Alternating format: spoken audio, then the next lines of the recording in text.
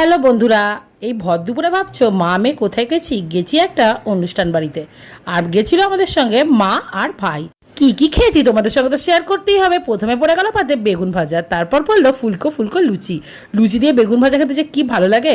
আর তারপর পড়লো পনির দিয়ে ইয়াম্মি ছোলার ডাল। আহা, এত ভালো লাগছিল, অনেক দিন পরে কম্বিনেশনটা খেলাম। আর তারপর পড়েছিল অফ সিজনের ফুলকপি। ফুলকপির অর্ধেকটা খেয়ে নেওয়ার পর মনে হলো ভিডিও করা হয়। আর তারপরে ছিল মিক্সড চাটনি, একদম খেজুর দিয়ে আমসত্ত্ব দিয়ে এত ভালো করেছিল যে কি বলবো। আর চাটনির পর তো পাঁপড় পড়বেই। আর তারপর পড়লো বাঙালির প্রিয় রসগোল্লা, এটা কি আর ছাড়া যায়। আর তারপর একটা ব্লান্ডার হয়ে গেল, আমরা সবাই ভেবেছিলাম এটা হয়তো আইসক্রিম, বাট ওটা ছিল মিষ্টি দই। আর খাওয়ার পরে জোয়ান খেতে কার কার ভালো লাগে অবশ্যই জানিও তো। আর আমার মেয়ে তো আইসক্রিম না পেয়ে খুবই হতাশ।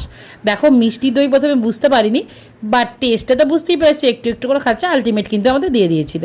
ভিডিওটা ভালো লাগলে লাইক কমেন্ট শেয়ার করতে ভুলো না।